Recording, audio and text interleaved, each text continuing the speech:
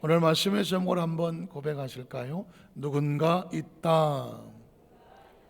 가로 열고, 그것도 따라 하셔야 되는데, 가로 열고 야곱 가로 닫고 누군가 있다라는 제목으로 말씀을 나누려고 하는데, 워낙 성경 속에 많은 사람들이 나오더라고요.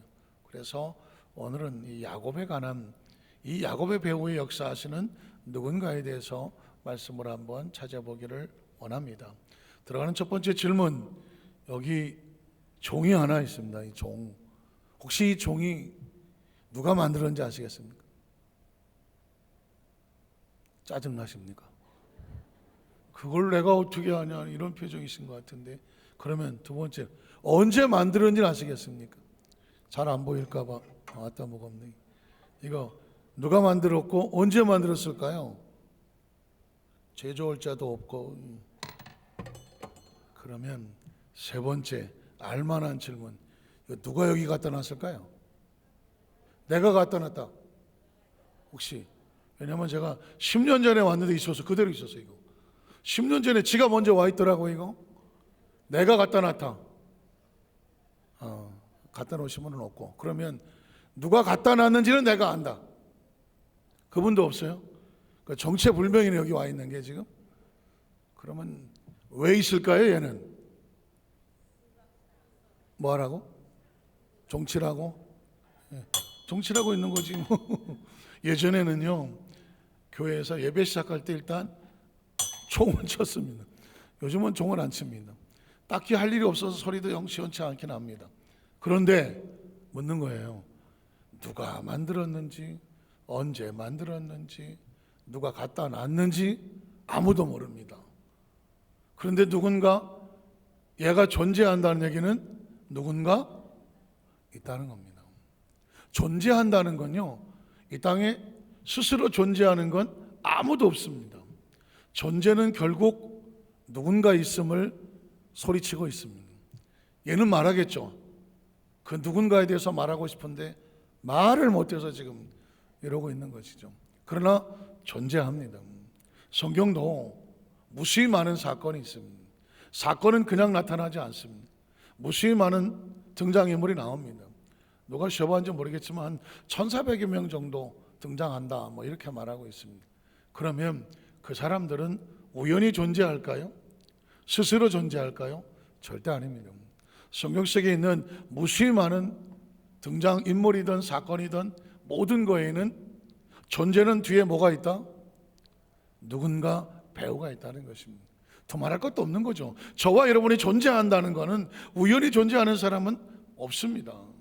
성경은 무슨 얘기를 하고 싶어 하느냐면, 이 땅의 모든 것들은 존재한다. 존재하는 것들은 누군가 있다는 것입니다. 왜 누군가라고 말합니까? 정확하게 알지 못할 때 그냥 누군가라고 말하는 것이죠. 우리의 삶을 이끌어온 그 누군가가 누구일까? 성경은 그것에 대해서 우리에게 말하고 있음을 발견하게 됩니다. 오늘은 성경 속에서 무수히 많은 인물 가운데 야곱이라고 하는 사람의 배후에 이끌어가는 누군가는 누구일까? 그리고 그것을 알아보면서 나의 삶 속에서도 우연히 된 것은 아무것도 없구나, 나라는 존재가 살아가는 삶 속에서도 그 누군가를 발견하면 아주 중요한 의미가 있는 거죠. 우린 첫 번째로 이 야곱을 보면서, 이 야곱이라는 사람은 아예 어머니 모태 속에서 그의 운명을 예고하는 누군가의 소리를 발견하게 됩니다. 야곱이 땅에 존재할 때 어머니 태 속에서 일단 출발을 하는데요, 그의 삶이 우연이 아니라는 것입니다. 그에 대해서 예고하는 운명의 말씀이 있습니다. 창세기 25장 19절 20절에 보니까 아브라함의 아들 이삭의 족보, 자, 야곱의 운명이 나오려면 그의 아버지가 나오는데 아버지가 이삭이거든요. 이삭의 족보를 보면 이러하니라. 아브라함이 이삭을 낳았고 이삭은 40세에 리브가를 맞이하여 아내를 삼았으니, 리브가는 바담 아람의 아람 족속 중 부두엘의 딸이요 아람 족속 중 라반의 누이였더라. 족보니까 이삭의 그의 아내가 임신하지 못하므로 그를 위하여 야훼께 간구하였으며, 야훼께서 그의 간구를 들으셨으므로 그의 아내 리브가가 임신을 했습니다. 리브가는 야곱의 엄마입니다. 어머니죠. 자, 그래서 그 다음 절을 보면 그의 아들들이라고 말하죠. 자, 한 명이면 아들이라고 말했을 텐데 아들들이라고 말한다는 얘기는 쌍둥이란 얘기죠. 자, 쌍둥이들이 그의 태 속에서 서로 싸웠다. 리브가의 태 속에서 서로 아이들이 태아가 싸우고 있었습니다. 그래서 리브가가 이렇게 말하는 것입니다. 이럴 경우에 내가 내 태 속에서 아이가 하나도 아니고 둘이 있는 것 같은데 둘이 서로 치고받고 싸우는지 모르겠죠. 어쨌든 둘이 싸운다는 것입니다. 그 어머니 입장에서 내가 어찌할꼬 하고 하나님 앞에 물었다는 것이죠. 자, 그 다음 절에 보면 그래야 야훼께서 이르시되 두 국민이 한 아이지만 하나님은 이 아이의 미래를 보고 있는 것입니다. 태 속에 태어나지도 않았던 이 아이들에게 하나님은 미래를 보시면서 두 국민이 내 태중에서 있구나. 그리고 두 민족이 내 복중에서부터 서로 나누어 갈등하고 다투고 있다는 것입니다. 자, 그래서 이 족속이 저 족속보다 강하겠다. 무슨 뜻일까 했더니 큰 자가, 먼저 나온 장자가 나중에 나온 차자를 섬길 것이다. 이렇게 말씀을 하고 있습니다. 그리고 다음 절에 보니까 그 해산 기한의 산적 결국 정말 쌍둥이가 있었습니다. 태에 쌍둥이가 있었는데 먼저 나온 자는 붉고 전신이 털옷 같아서 이름을 에서라, 붉다는 뜻을 가지고 있는 에서라고 말했고 장자죠. 후에 나온 차자는 나올 때 에서의 발꿈치를 잡았으므로 그 이름을 야곱은 사기꾼이라는 것입니다. 그러니까 혹시 쌍둥이였으면 쌍둥이 있습니까? 쌍둥이? 우리 성들 가운데 쌍둥이는 없습니까? 나올 때 쌍둥이로 나와야 돼. 앞에 가는 놈 붙잡고 나와야 돼. 보니까 야곱이 태석에서부터 얼마나 머리가 비상했던지 어머니 태석에 나올 때도 나가는 놈 뒷구방어체를 붙잡고 붙어서 나왔다는 것입니다. 그러니까 얼만큼 이 야곱이 잔머리가 뛰어난지. 그래서 야곱이라는 이름의 뜻이 뭐냐? 잔머리꾼, 사기꾼, 이런 뜻을 가지고 있었습니다. 자, 그랬는데 자, 그 다음 절에 한번 볼까요? 그 야곱이라 했으며 야곱이 이르되 오늘 형의 장자의 명분을 팔으라. 이렇게 태 속에서 장자와 차자로 나왔는데 왜 하나님은 장자가 차자를 섬기게 될 거고 이 차자가 오히려 장자를 다스리게 될 거다, 그렇게 예언을 하셨을까요? 어느 성경에 보면 아하, 하나님의 이 장자권의 축복을 소중히 여기는 사람이 진짜 장자가 되는 것입니다.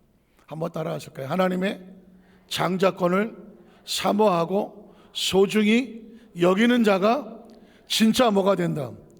장자가 된다는 것입니다.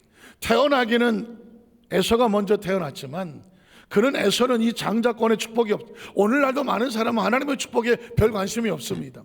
그런데 유난히 야곱처럼 하나님의 축복에 관심을 가지고 그 축복을 사모하는 사람이 있습니다.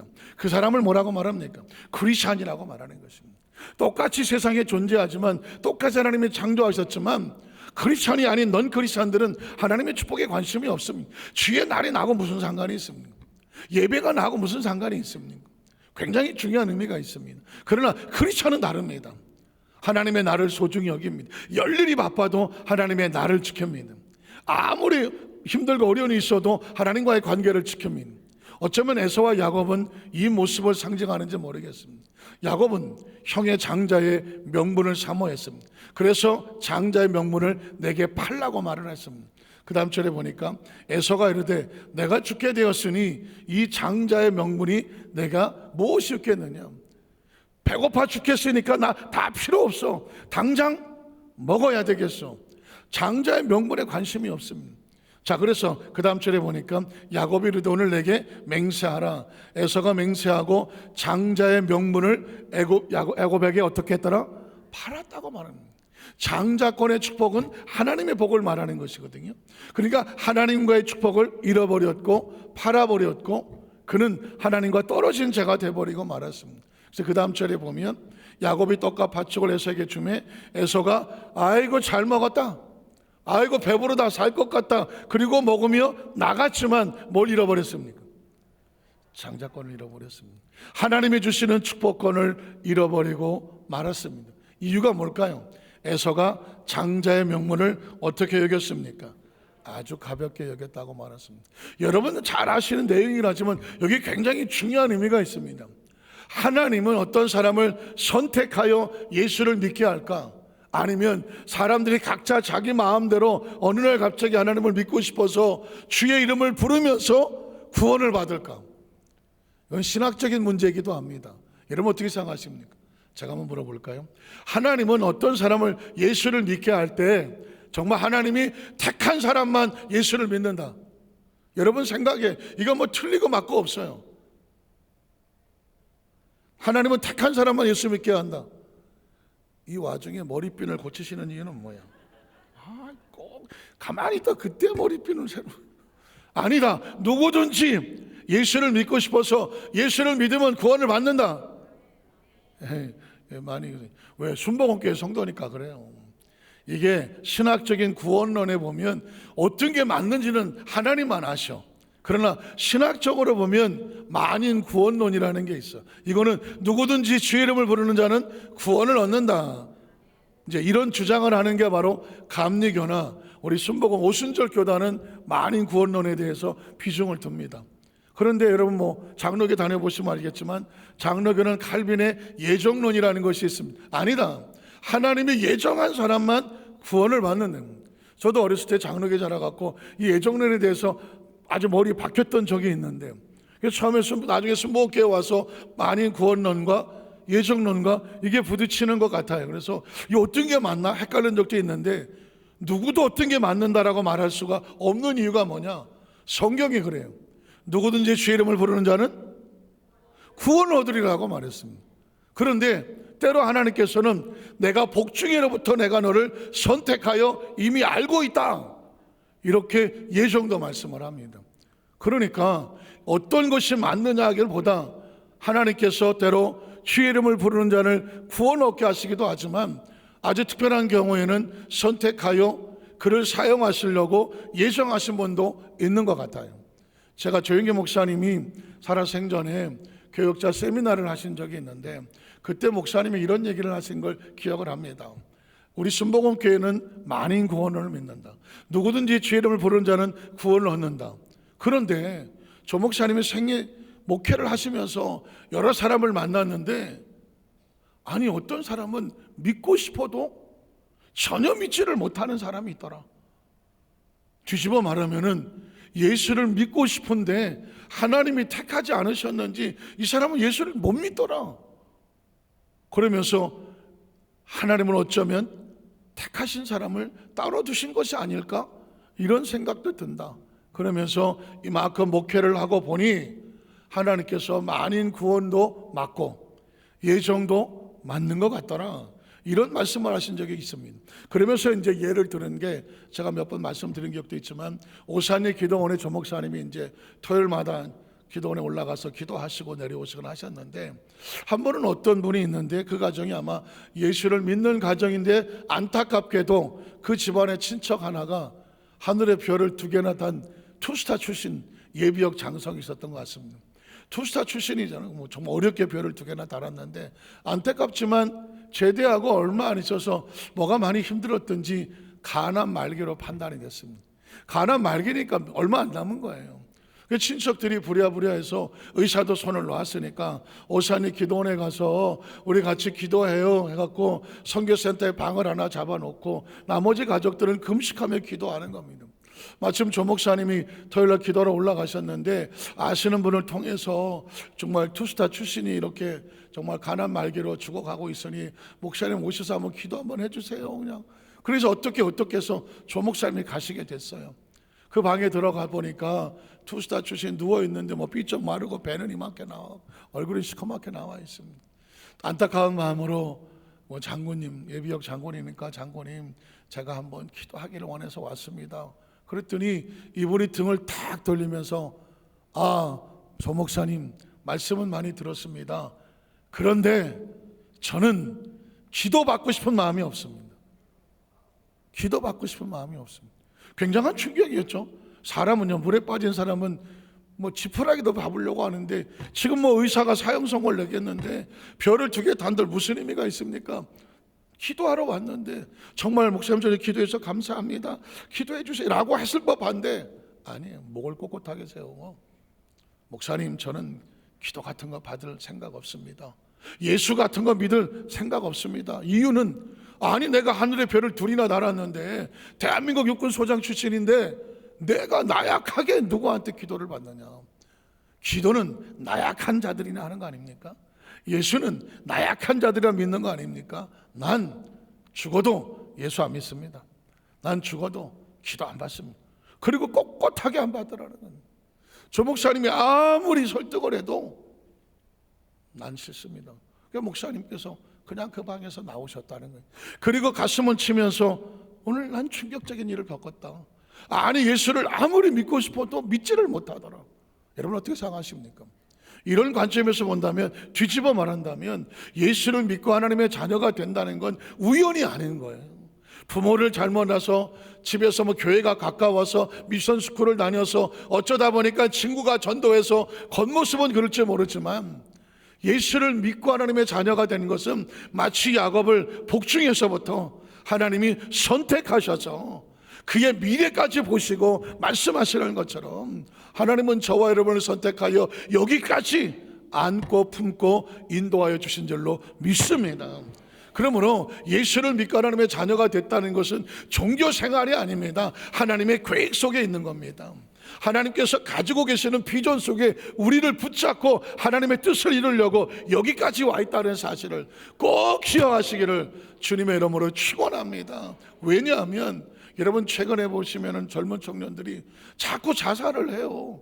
전 세계 자살률 1위가 대한민국이라는 건 이미 익히 아는 것이고, 이제는 그냥 자살하지도 않고 SNS에 동영상을 찍어가며 자신이 투술하고 막 죽어가는 걸 맞다가 막 영상으로 남기기도 하고, 그게 돈이 된다고 또 너튜브에 올려갖고 조회수를 늘리고, 우리 어린 친구들이 정말 이 삶의 의욕을 잃어버리고 생명 소중한 걸 몰라요. 누구 말 맞다나 피자 한 판값보다 싼 가격으로 마약을 살 수 있다고 그걸 정신없이 투약을 하고 자기 생명이 어떻게 되는지도 모르면서 이렇게 살아갈 때 이 생명이 얼마나 소중하냐. 그냥 육신의 생명이라고 생각하니까 집어 던지려고 하는 거 아니겠습니까? 이 생명의 배후에 하나님의 계획이 있고 하나님의 예정이 있고 하나님의 인도하심이 있다는 것을 가르쳐주고 새기게 해야 그들의 생명을 소중히 여기지 않겠습니까? 살다 보면 왜 힘든 일이 없겠습니까? 저도 어린 시절부터 지금까지 오면서 예수를 믿어도 자살을 생각했던 적이 있어요. 너무 힘들고 어려워서 그냥 던져버릴까? 그러던 20대에 힘들고 어려운 고비도 있었습니다. 그러나 그 고비 속에서 이겨낼 수 있는 건 뭘까? 하나님이 있는 거죠. 예수를 믿고 하나님의 자녀가 돼서 내 배후에는 누가 있다? 하나님이 계신다. 아무리 힘들고 어려워도 내 생명을 붙잡고 계시는 건 누구다? 하나님이라는 거죠. 하나님께서 북중에 있는 야곱을 태중에서부터 그를 알고 축복하고 그를 계획하시는 것을 통해 우리에게 외치는 메시지가 있는 거죠. 우리의 배후에도 누가 계신다? 하나님이 계십니다. 그러면 두 번째로 복중에 택하신 하나님께서 야곱의 운명을 어떻게 만들겠습니까? 그냥 복중에만 택하고 나머지는 네가 알아서 하라 할 것 같습니까? 아니죠. 하나님은 야곱의 삶을 축복하시는 모습을 보여줍니다. 두 번째로 루스에서 선포되는 야곱의 운명, 하나님의 말씀이 선포되면은요 놀랍게도 그 안에서 믿음의 역사가 나타납니다.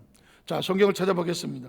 창세기 27장 27절로 29절을 보면 그가 가까이 가서 그에게 입맞추니, 자, 이삭이 세상을 떠날 때가 돼서 자녀에게 아들에게 마지막 유언 축복을 하는 겁니다.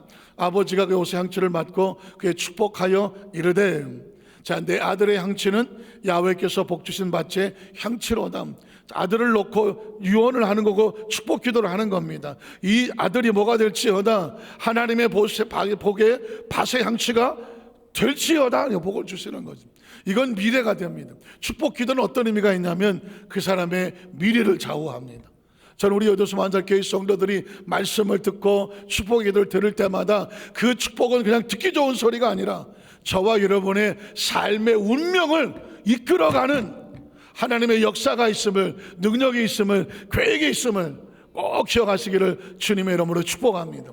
왜냐하면 이삭이 지금 야곱의 머리에 안수하고 축복하는 게 그냥 아버지로서 아유 내 자식이니까 이렇게 되라, 이게 아닙니다.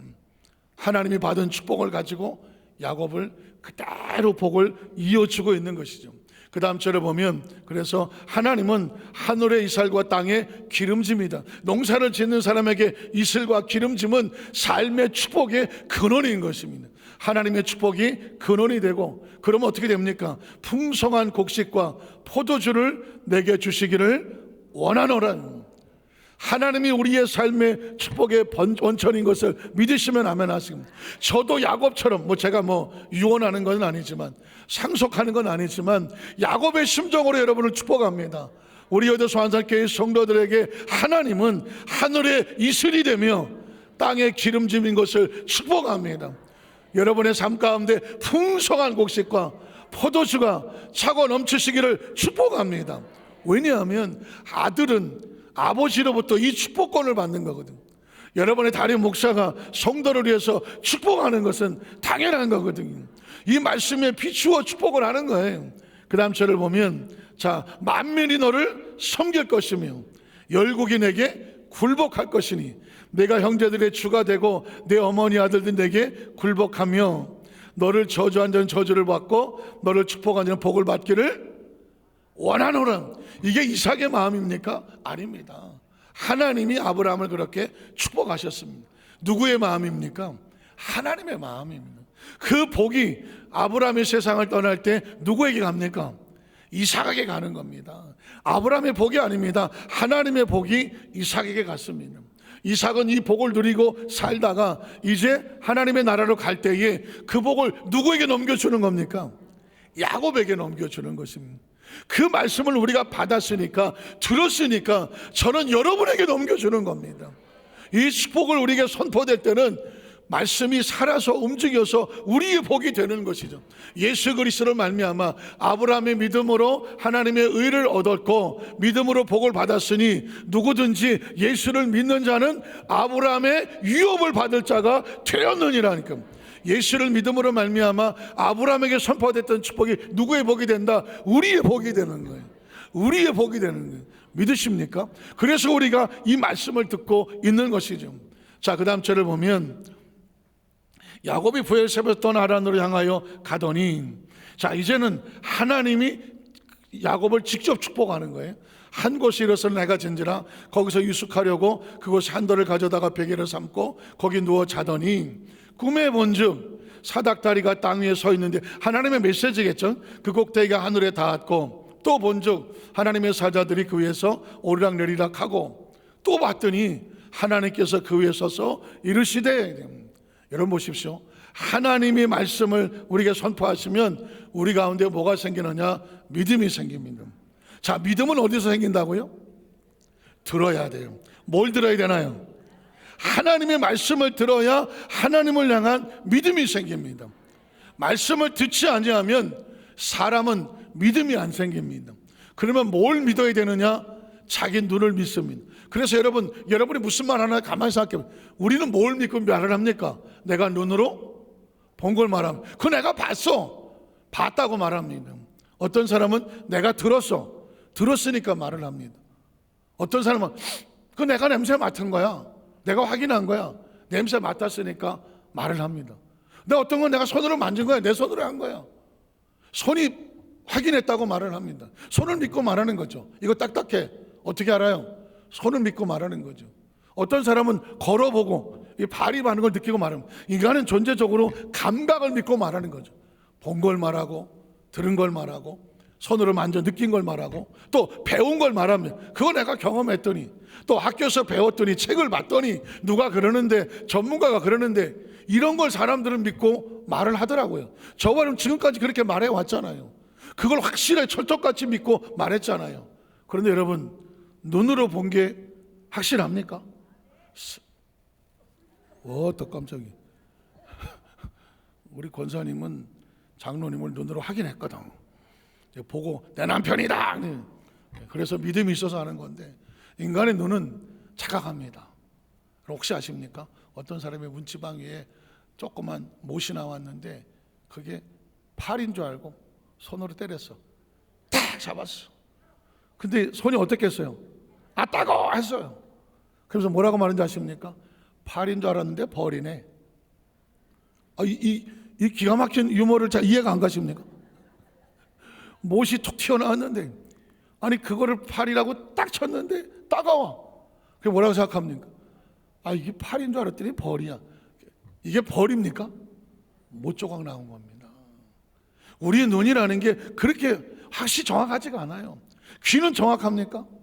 어떤 분이 시장에 그냥 오드리 헵번처럼 마우라를 하고 까만 선글라스를 쓰고 시장에 장바구니를 가서 시장을 딱 물건을 사고 오는데, 아니 웬 생선차가 따라오면서 마이크를 대고 같이 가 처녀, 같이 가 처녀. 이게 내가 얼마 만에 들어보는 소리야. 내가 그냥 갑자기 순간 내가 이렇게 꾸몄더니 내가 처녀로 보이나 봐. 그래갖고 그냥 같이 가 처녀, 같이 가 처녀. 그래도 여자의 자존심이 있지. 내가 막 가는 거예요. 근데 점점 크게 들리는 거야. 같이 가 처녀. 그래서 가슴이 두근거리기 시작하는 거야. 어떤 총각의 날들을 같이 가자 그러나. 그래갖고는 그래서 이 소리를 정말 확인하고 싶어서 가방에서 보청기를 꺼내갖고 딱 들었더니 뭐라 그래요? 갈치가 1,000원, 갈치가 1,000원.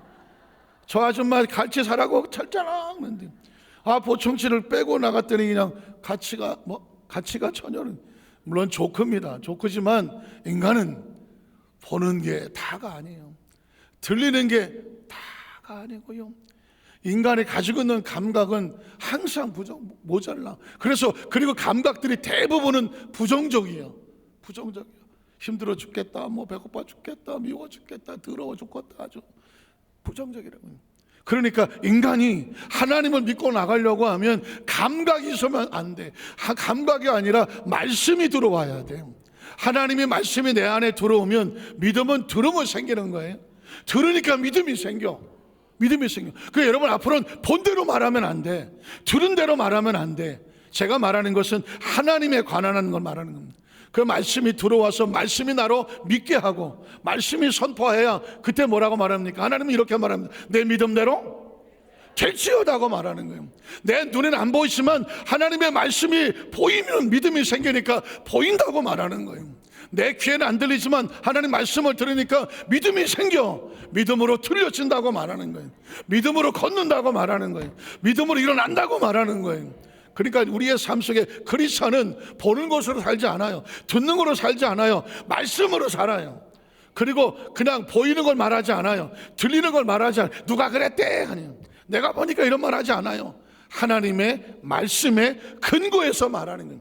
당신이 무슨 자기가 그렇게 말을 해? 그렇게 말한 근거가 뭐예요? 하나님이 뭐 하셨으니까, 말씀하셨으니까, 약속하셨으니까. 믿으십니까? 그래서 성경을 읽으면, 말씀을 들으면 믿음이 생겨야죠. 자, 야훼께서 이르시되 나는 누구다? 야훼다. 야훼가 뜻이 뭐예요? 건져내시는 하나님, 구원의 하나님. 야훼 하나님이라고 하는 순간 내 마음에 뭐가 생겨? 하나님 나를 어떻게 하실 거다? 건져내실 거다. 한번 따라, 하나님께서 나를 이 상황에서 건져냈을 것이다. 아마 어려운 환경 가운데 있는 사람은 야훼라는 이름만 고백을 해도 믿음이 생기고 내 입술에 근거가 생겨 야훼 하나님이 나를 건져냈을 줄로 믿습니다.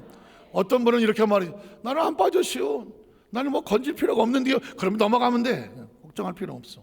자, 너희 조부 아브라함의 하나님이요 또 이삭의 하나님이라. 내가 누워있는 땅을 내가 너와 내 자손에게 주겠다고 말합니다. 잘 들어보세요. 이건 야곱이 하나님 나에게 이 땅을 주세요라고 하지 않았습니다. 주세요라고 하지 않았습니다. 하나님은 야곱을 하나님의 계획 가운데 축복하여 쓰시려고 하니까 이 야곱에게 뭐가 필요해? 땅이 필요해. 하나님이 필요해서 야곱에게 주는 겁니다. 이해가 가십니까? 하나님의 사람들은 복을 어떻게 받느냐? 하나님이 필요해서 그 사람에게 복을 주시는 거예요. 내가 마음에 소원이 생기고 내가 갖고 싶어서 가지면 내가 좀 넉넉할 것 같아서 부자가 될 것 같아서 내가 원해서 주는 게 아니라 하나님이 이 사람을 선택하고 하나님이 들어 쓰시려니까 이 하나님이 필요해서 그 사람에게 복을 주는 거죠. 오늘 저와 여러분에게 하나님께서 믿음의 복을 주시되 우리 한 성도들 하나님이 사용하시기 위해서 물건이 필요하거나 물건의 복을 주시고 건강이 필요하거나 건강의 복을 주시고 영권이 필요하거나 영권의 복을 주시기를 주님의 이름으로 축원합니다. 그러니까 뭘 달라고 피는 게 아니라고 말하잖아요. 하나님의 축복이 사람이 되면 하나님이 필요한 걸 아시고 주시는 거예요. 야곱이 하나님 앞에 복 달라고 빈 게 아무것도 없어요. 영문도 모릅니다. 다만 야곱이 하나님의 손 안에 있습니다. 야곱을 통해 하나님의 일을 이루시려고 해요. 그래서 야곱에게 뭐가 필요해? 땅이 필요해. 내가 이 땅 너와 내 자손에게 줄게. 그 다음 절을 보면 내 자손의 땅에 티끌같이 되어서 내가 서쪽과 동쪽과 북쪽 남쪽으로 퍼져나간다. 나에게 자식을 주시옵소서가 아니라 야곱에게 하나님의 뜻을 이루기 위해 자식이 필요해. 그래서 내가 너에게 자식을 줄게 하는 겁니다. 믿으십니까? 이게 저와 여러분의 인생을 살다 보면 아하, 하나님의 복은 이렇게 받는 거구나. 그 다음 절에 보면 땅의 모든 족속이 너와 내 손을 말미암아 복을 것이며 내가 너와 함께 있어서 네가 어디로 가든 너를 지켜줄 것이며 너를 이끌어 이 땅으로 돌아오게 할 것이다. 자, 내가 내게 허락한 것 다 이룰 때까지 하나님이 떠난다 안 떠난다? 떠나지 아니하리라. 그러니까 누가 주체입니까? 하나님이 주체인 거예요. 야곱이 겉모습으로 보이지만 배후에는 하나님이 야곱을 만들어 가시면서 필요해서 이 야곱에게 땅을 주시고 필요해서 자손의 복을 주시고 하나님의 계획을 야곱에 가지고 있던 걸 다 이룰 때까지 하나님이 손을 놓지 않겠다는 겁니다. 하나님이 택하신 백성의 삶의 운명은 하나님이 이끌어 가십니다. 지금 저와 여러분이 땅의 삶을 살아가면서 좀 힘들고 어렵다고 해도 절망할 이유가 하나도 없어요. 하나님 앞에 뭘 했더니 복을 주시더라. 이 복이 아니라 하나님의 계획 속에 있으면 하나님이 만들어 가시는 겁니다.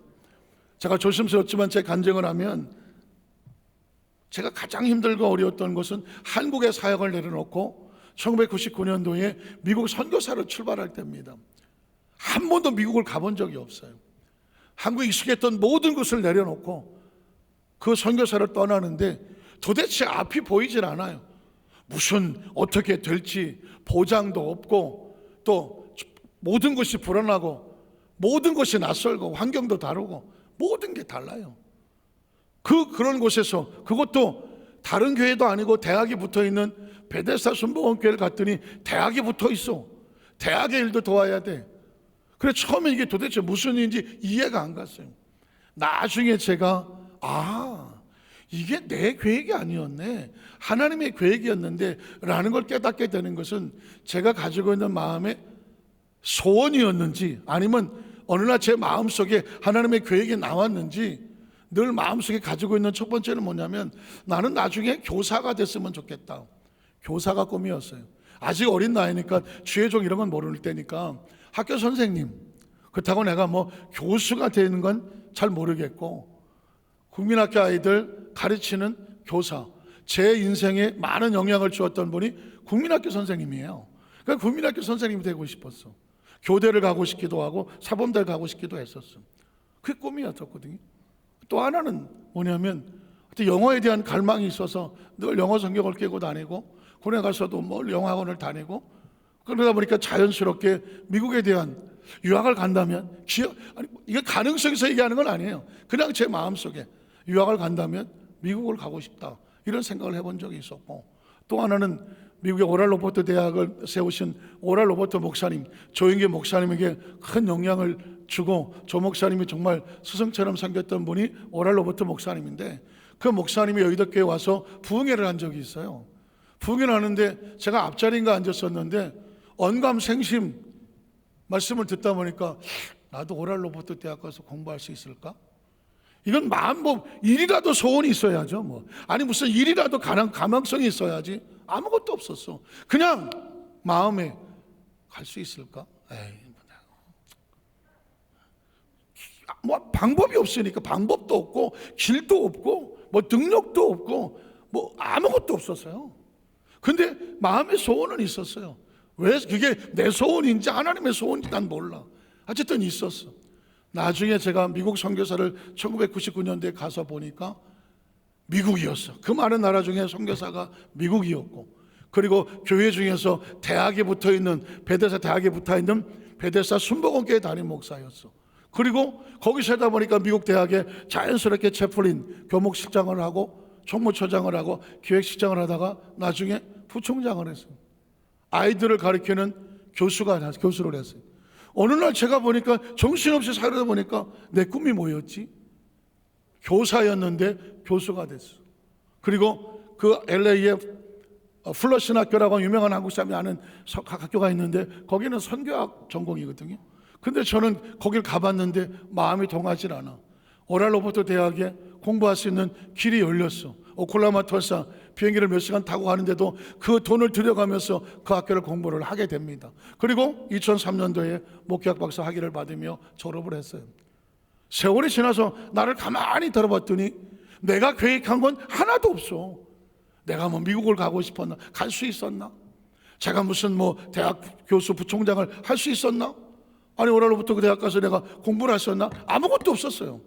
돌이켜보니까 그냥 하나님이 만들어놨어. 어디 올라고? 여의도 순복음 안산교회를 올라고. 적어도 우리 교회 다른 목사 되려면 그 정도 돼야 되지 않아? 제가 이제 물론 족구처럼 말했지만 우리 선부 안산교회 성도는 어떤 경우도 절망하지 마라. 어떤 경우도 기죽지 마라. 어떤 낙심하지 마라. 하나님이 우리 마음에 소원을 주셔서 아유 내가 이런 소원 내 개꿈이야. 내가 이런 꿈을 꿀 수 있나? 아니에요. 하나님이 우리 안에 소원을 주셨다면 하나님이 만들어 가실 겁니다. 그리고 마지막 세 번째로 하나님이 복을 주실 겁니다. 내가 뭘 해서 나는 복받을 그릇이 아니라고 말해도 하나님이 선택한 백성이고 하나님이 만들어 가신다면 복은 하나님이 주시는 거예요. 얻어먹는 게 아니라 하나님이 주셔서 받는 거라고 믿으십니까? 성경을 보겠습니다. 창세기 30장 28절 30절에 보면 또 이르되 외삼촌 라반이 이 야곱을 부려먹는 겁니다. 하도 불평하니까 내가 좀 줄게. 내 품삯을 정하라. 내가 그것을 주리라. 그랬더니 야곱이 그에게 이르되 내가 어떻게 외삼촌을 섬겼는지 어떻게 외삼촌의 가축을 쳤는지 외삼촌이 아시지 않습니까? 내가 오기 전에는 외삼촌의 소유가 적었지만 번성할 때를 이루었으니 내 발이 이르는 곳곳마다 야훼께서 외삼촌에게 복을 주셨습니다. 그러나 외삼촌은 복을 받았으면 나는 언제 내 집을 세우겠습니까? 세상에 정말 답답한 얘기가 뭐예요? 언제 내가 집을 사나? 언제 내가 안정이 되나? 언제 내가 뭐 시집을 가나? 언제 내가 뭘 하나? 이게 답답하잖아요. 왜 언제 그래요? 길이 안 보이니까, 방법이 안 보이니까, 누가 좀 어디 비빌 데가 없으니까 아유 나는 언제나 이러고 앉아있는 거 아닙니까? 지금 야곱도 마찬가지예요. 외삼촌 나는 언제나 내 집 세우겠습니까? 내가 나이가 몇 살인데 이러고 앉아있는 겁니다. 자 그랬더니 그 다음 절에 보니까 라반이 이르되 자 그래? 그럼 내가 무엇으로 내게 주면 됐겠냐? 그랬더니 야곱이 이르되 외삼촌은 내게 아무것도 안 줘도 돼. 굉장히 중요한 말을 합니다. 저 같으면 삼촌 좀 주세요. 양도 좀 몇 마리 주고 좀 땅도 주고 좀 줘요. 이럴 것 같은데 야곱은 이렇게 외삼촌 나한테 아무것도 안 줘도 됩니다. 그러면서 뭐라고 말합니까? 나를 위해서 이 일을 행하고 내가 시키는 원하는 것만 하면 내가 다시 외삼촌의 양떼를 먹이고 지키겠습니다. 이 말은 뭐냐면 외삼촌을 의지하지 않아요. 야곱은 자신의 삶에 약속하셨던 하나님을 의지하고 있는 거죠. 그리스도인에게 달라요. 한번 따라 하실까? 외삼촌을 의지하지 말자. 나의 배후에 계시는 누구를 의지하자? 하나님은 그가 우리를 복을 주실 거예요. 사실 저도 외삼촌이 있었는데 자랄 때 외삼촌이 좀 도와주시나? 어려울 때 좀 도와주시는 것 같긴 했는데 끝까지는 안 도와주셨어.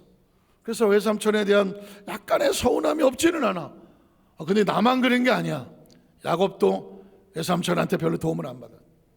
나는 삼촌한테 도움을 안 받았다. 외삼촌 안 도와줘도 돼.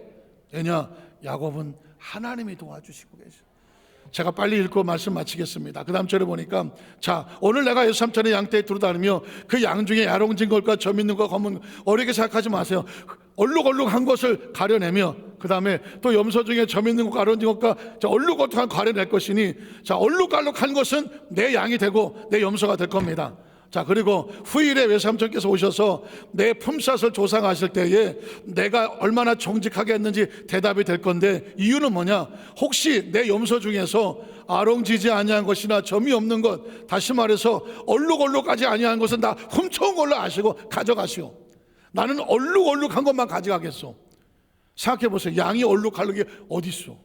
염소가 얼룩얼룩한 게 어디 있냐고.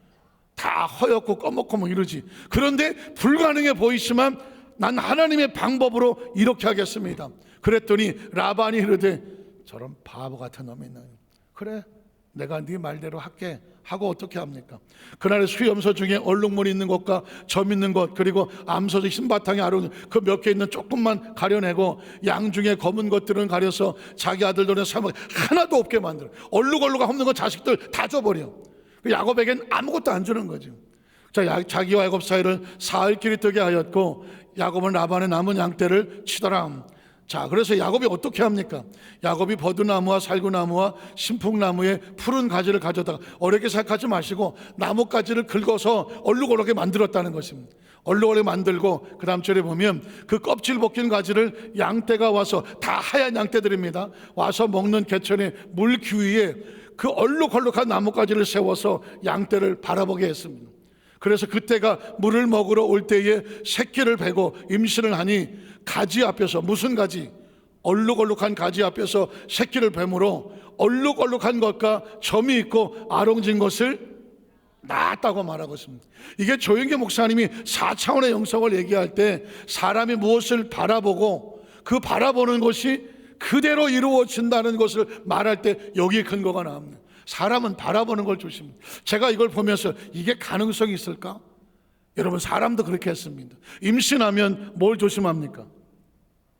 먹는 거 조심하고 보는 거 조심하고 그랬습니다. 임신하면 오리고기 먹습니까? 안 먹습니까?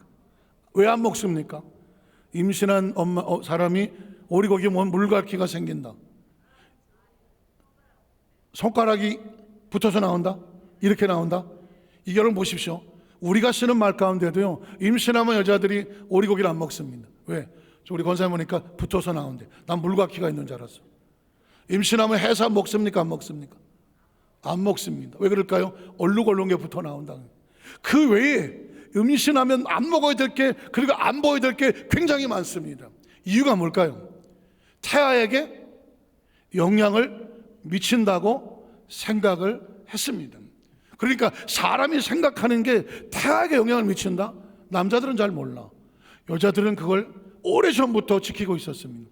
여러분, 양이 임신을 하는데 얼룩얼룩을 보였다는 것은 어떻게 보면 황당한 이야기 같지만 놀랍게도 영향을 미치고 있습니다. 자, 결론은 그래서 어떻게 됩니까? 그 다음 절을 보면 야곱이 새끼 양을 구분하고 그 얼룩무늬와 검은 비는 것들을 라반의 양과 서로 마주보게 하며 자기 양을 따로 두어 라반의 양과 섞이지 않게 하며 튼튼한 양이 새끼를 뵐 때는 야곱이 개천에다가 양떼의 눈앞에 그 가지를 두어서 양이 그 가지 곁에 새끼를 베게 하고 약한 양이면 그 가지를 두어 아니 그렇게 함으로 결론, 약한 것은 라반의 것이 되고 튼튼한 것은 야곱의 것이 된지라. 그 다음 절에 이에 그 사람이 매우 뭐하고 번창하여 양떼와 노비와 낙타와 나귀가 어떻게 됐더라? 많았더라. 야곱이 복을 받았습니까? 하나님이 야곱에게 복을 주셨습니까? 복을 주신 거예요. 말씀을 정리합니다. 오늘 저와 이렇게 제가 서두에 믿음으로 말한 것만 하나님 역사하신다. 마찬가지로 믿음으로 바라보지 말고 바라본 것만 하나님 역사하시지, 이것저것 세상에서 보인다고 다 보고 다니면 안 돼요. 절대로 나쁜 거, 쓸데없는 거, 부정적인 거 보지도 마라. 그 부정적인 거 입에 두지도 마라. 왜냐하면 그게 저와 여러분의 삶에 영향을 미치는 것이죠. 저는 오늘 말씀을 정리하면서 우리 어디 소문학교 성도들에게 인생은 그냥 사는 삶은 하나도 없어. 존재하는 건 반드시 배우가 있어. 그 배우의 창조주가 하나님이에요. 야곱을 축복하셨던 것처럼 저와 여러분의 삶을 축복하시되 우리는 믿음으로 보고 믿음으로 말하고 믿음으로 바라보면 돼. 하나님께서 저와 여러분에게 야곱을 번창케 하셨던 것처럼 우리 어디 소문학교 성도들을 번창케 하시기를 주의 이름으로 축복합니다. 기도하겠습니다. 전능하신 하나님 아버지,